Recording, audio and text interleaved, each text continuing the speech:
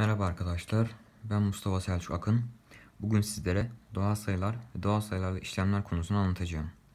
Şimdi önceki bilgilerimizden de yararlanarak dersimize başlayalım. Bir sayıdaki rakamların bulunduğu yerlere basamak denir. Basamaklar sağdan sola doğru isimlendirilir. Örneğin birler basamağı, onlar basamağı gibi. Bir sayıda sağdan sola doğru üçer üçer ayrılan basamak grupları bölükleri oluşturur. Sayıları en soldaki bölükten başlayarak ve bölüklerin adını söyleyerek okuruz. Bölükler kendi basamak grubundaki en küçük basamakla isimlendirilir. 7, 8 ve 9 basamaklı sayıların en soldaki bölüğü milyonlar bölüğüdür. Milyonlar bölüğü sağdan sola doğru milyonlar, 10 milyonlar ve 100 milyonlar basamağından oluşur.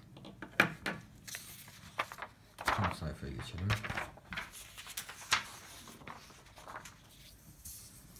Sıradaki örneğimize geçelim. 9 basamaklı en büyük doğal sayı ve okunuşunu yazalım. 9 basamaklı en büyük doğal sayı bütün rakamları 9 basamağında 9'dur. Rakamları farklı dememiş zaten. O yüzden okunuşu 999 milyon 999 bin 999. Sıradaki örneğimize geçelim. Rakamı sayısı verilmiş. Doğal sayısının okunuşunu yazalım. Basamak tablosu kuralım. Bölük adları, sayı ve sayının okunuşu ile ilgili. Bölük adları 3 bölüğümüz var. Milyonlar bölüğü, binler bölüğü ve birler bölüğü. Milyonlar bölümünde 87 bulunmaktadır. Binler bölümünde 654, birler bölümünde de 321. Sayının okunuşuna geldiğimizde ise 87 milyon 654 bin 321.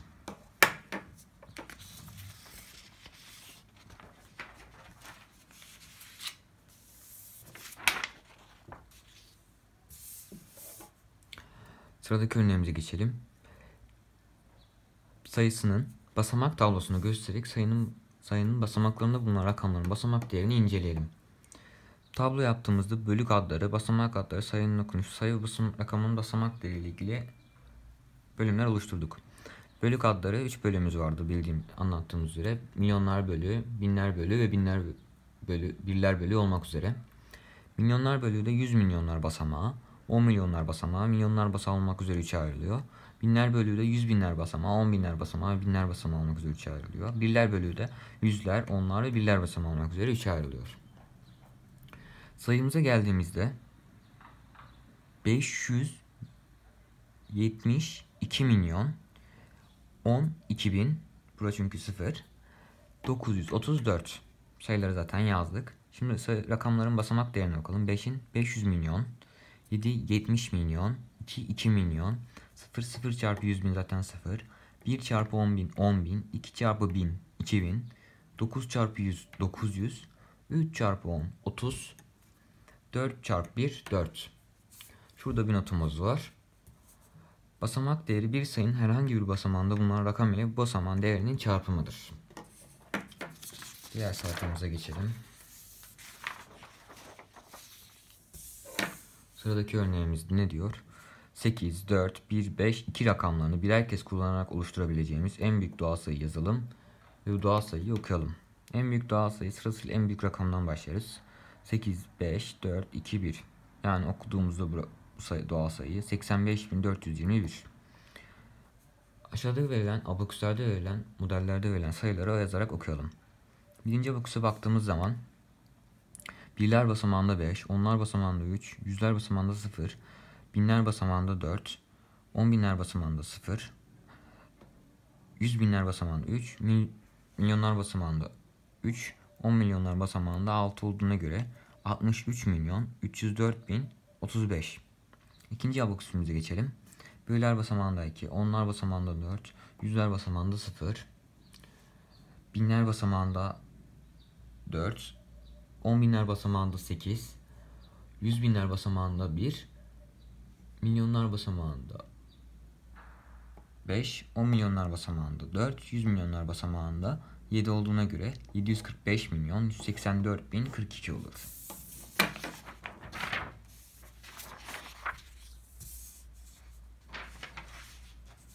Sıradaki örneğimize geçelim. 803 milyon 219 bin 437 doğal sayısının basamaklarındaki rakamların basamak değerini belirtelim. Önce basamak adlarını yazalım basamak tablomuzda. 100 milyonlar basamağına karşılık gelen rakam 8, 10 milyonlar basamağına gelen 0, milyonlar basamağında 3, 100 binler basamağında 2, 10 binler basamağında 1, binler basamağında 9, yüzler basamağında 4, onlar basamağında 3 ve birler basamağında 7 rakamı vardır. 100 milyon basamağında 8 olduğu için 8 çarpı 100 milyon 800 milyon. 0 zaten 0'dır. Milyon 3 çarpı 1 milyon 3 milyon. 2 çarpı 100 bin 200 bin. 1 çarpı 10 bin 10 bin. 9 çarpı 1000 9000. 4 çarpı 100 400. 3 çarpı 10 30. 7 çarpı 1 de 7'dir. Onun katları şeklinde çarpıyoruz burada.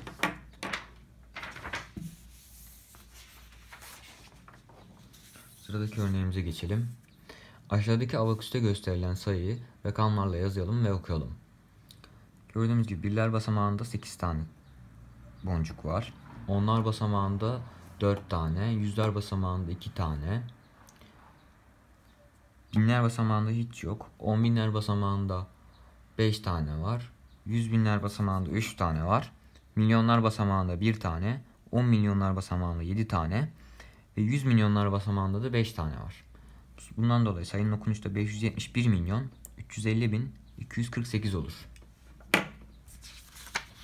Sayfaya da geçelim. Şimdiki konumuz sayı ve şekil örüntüleri. Bir sayı örüntüsünü oluşturan sayılara terim denir. Örneğimizle başlayalım. 9'dan başlayarak 4'er ilave etmek suretiyle devam eden sayı dizisinin 5. terimini bulalım.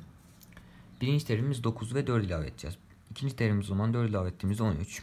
Üçüncü terimi 4 ilave ettiğimizde 17. 4 ilave ettiğimizde 21 ve 4. terime 4 ilave ettiğimizde de 25 olarak cevabımızı bulmuş oluruz. Sıradaki örneğimize geçelim.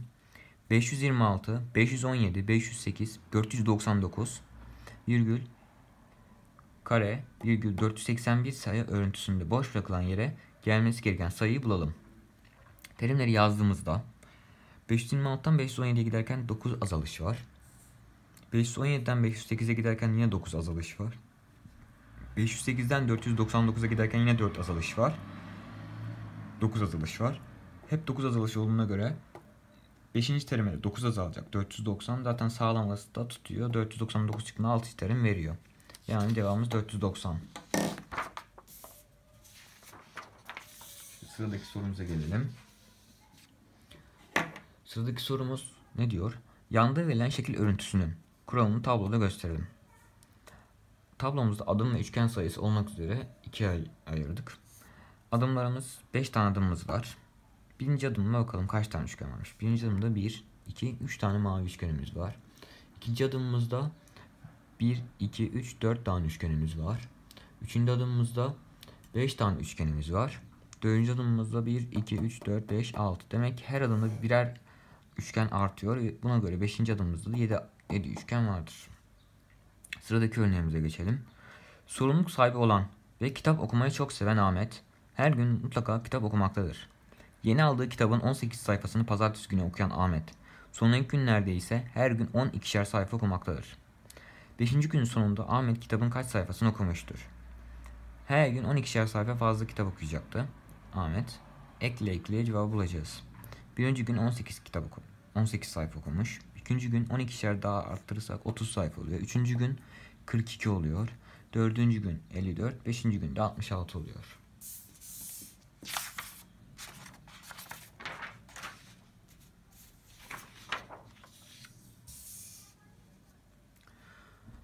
Sıradaki örneğimize geçelim. Yandaki şekil örüntüsünün 5. adımındaki birim kare sayısını bulalım.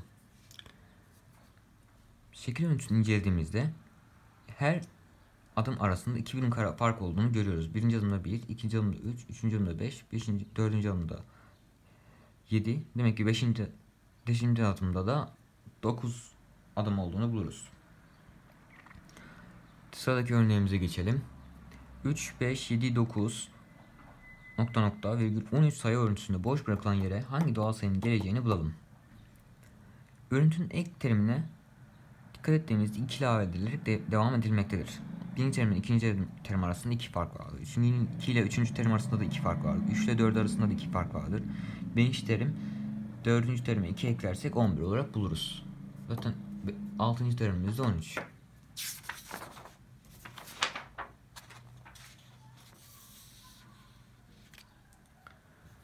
Şimdi sırada doğal sayılarla toplama ve çıkarma işlemleri konumuz var.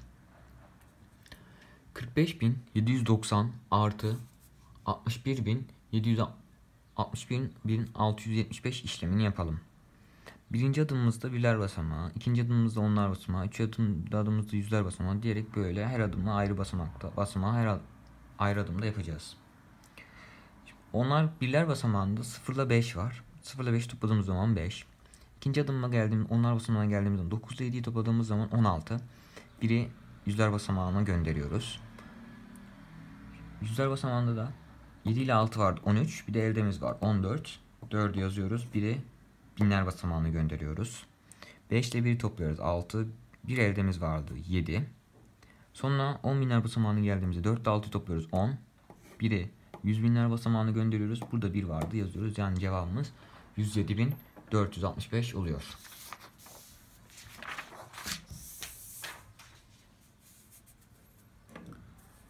Dört, 8, 48.600 belli olmayan, kaç olduğu belli olmayan, yine 345 sayısı verilmiş. Yanda bunları toplamamız isteniyor ve belli olmayan semboller var. Yuvarlak,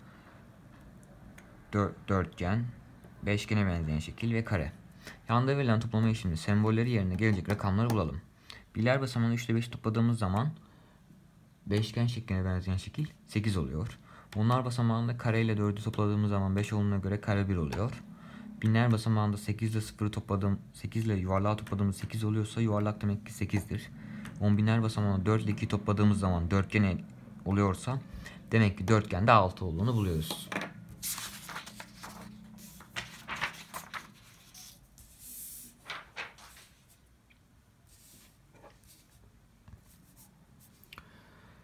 Sıradaki örneğimizde 53.186 eksi 39.247 işlemini yapalım sorusu vardır. Yine aynı toplama işlemindeki gibi her basamağı ayrı adımda yapacağız. Birler basamağında 6'dan 7 çıkmaz. Komşudan bir elde alırız. 16 olur burası. Burası da 8 vardı. Biri gider 7 kalır. 16 olur. 16'dan 7 çıkar 9. Burada 1 almıştık burada. Onlar basamağında. 7'den 4 çıktı 3. 1'den 2 çıkmaz. Yine komşudan alırız. Burası 2 olur. Burası 11. 11 eksi 2 9. Burası 2 kalır. Burası yine 2'den 9 çıkmaz. Komşudan alırız. Burada 5 biraz alır. 4 olur. 12 olur. 12 eksi 9 3 olur. 4 eksi 3 1 olur. Yani cevap 13.939.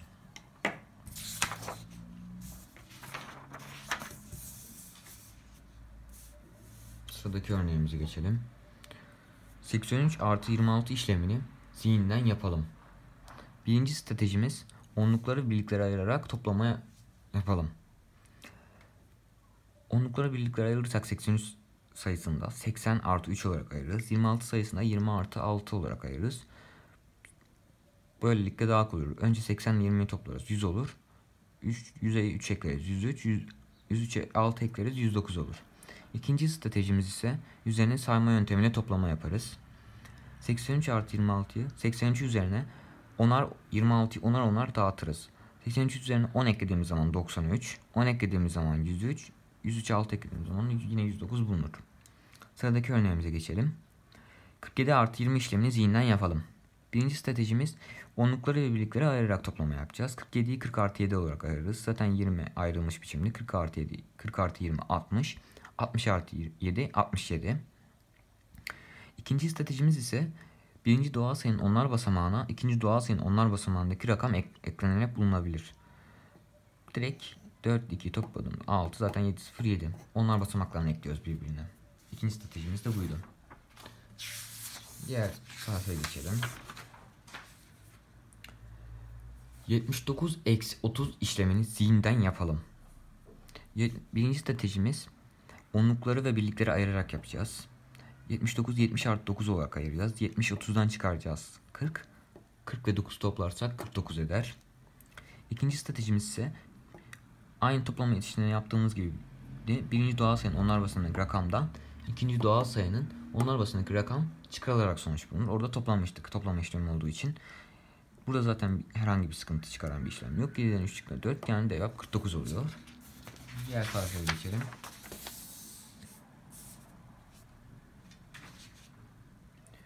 ...4876 artı 3912 işlemi verilmiş, sorusu verilmiş. Soru ne diyor? Yandaki toplama işleminin sonucunu önce toplananları en yakın onluğa, sonra en yakın yüzlüğe yuvarlayarak tahmin edelim. Tahminini kontrol edelim. Yani önce bunu onluğa, aşağıdakini de onluğa yuvarlayacağız. Ayrı toplayacağız. Yüzlüğe yuvarlayıp, ayrı yüzlüğe yuvarlayıp ayrı toplayacağız. Sonra karşılaştıracağız sonuçlarını. Karşılaştırdığımız zaman 4876'yı onluğa yuvarladığımız zaman 4880 oluyor. 3912 yuvarladığımız zaman onluğa, en yakın onluğa 3910 oluyor. Topladığımız zaman ise 8790 oluyor en yakın onlukta. Gerçek toplamaları da 8788 oluyor. Sonra en yakın yüzlüğe yuvarlayalım 4876'yı. 876 900 olur, yani 4900. 3912 en yakın yüzlüğe yuvarladığımız zaman 3900 olur. 8800 olur. Yani cevapta görülüyor ki en yakın onluğa yuvarladığımız zaman cevap daha yakın çıkıyor.